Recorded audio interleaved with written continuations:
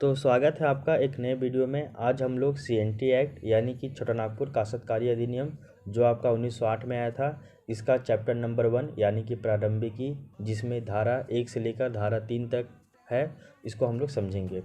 तो chapter number 1 का नाम है प्रारंभिकी, जिसमें 3 धारा देखने को मिलते हैं।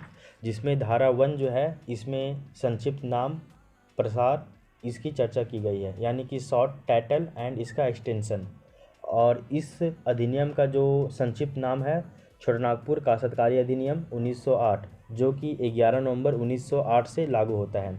और इसका जो प्रसार है वो आपका उत्तरी छोटानागपुर प्रमंडल, दक्षिणी छोटानागपुर प्रमंडल, पलामू प्रमंडल और आपका कोल्हान प्रमंडल में देखने को मिलता है। और वहीं संथाल परगना प्रमंडल में आपका SPT एक्ट लागू है। इसके बाद जो आपका धारा 2 है, इसको निरसित कर दिया गया है, इसको हटा दिया गया है, इस प्रावधान को। उसके बाद धारा 3 जो है, इसमें आपका कई सारे परिभाषा दिए हुए हैं, यानी कि डेफिनेशन, जैसे कि कृषि वर्ष क्या होता है, बुगुत बंधक क्या होता है, जोत क्या होता है, कोड़कर भूमि क्या होता है, भूस्वामी लैंडलॉर्ड किसे कहते हैं, काश्तकार टेनेंट किसे कहते हैं, लगान क्या होता है, चल संपत्ति क्या होता है, मुंडारी खुटकट्टीदार काश्तकारी क्या होता है, भूधृति टेन्यूर्स ये क्या होता है, अस्थाई भूधृति क्या होता है, पुनःग्राही भूधृति क्या होता है, ग्राम मुखिया किसे कहते हैं, अस्थाई बंदोबस्त यानी कि परमानेंट सेटलमेंट एक्ट ये क्या है, इसके अलावा डिक्री ये क्या है। तो ये जो परिभाषा है ये आपका चैप्टर नंबर मतलब धारा 3 में दिया हुआ है, ठीक है।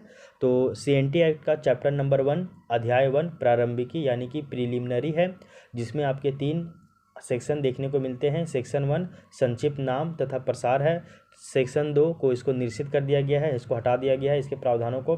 और सेक्शन 3 इसमें परिभाषा यानी कि डेफिनेशन दिया हुआ है, ठीक है। तो इस तरह से आपका CNT एक्ट का चैप्टर नंबर 1 3 अध्याय मतलब 3 धारा कंप्लीट हो गया है। Thank you.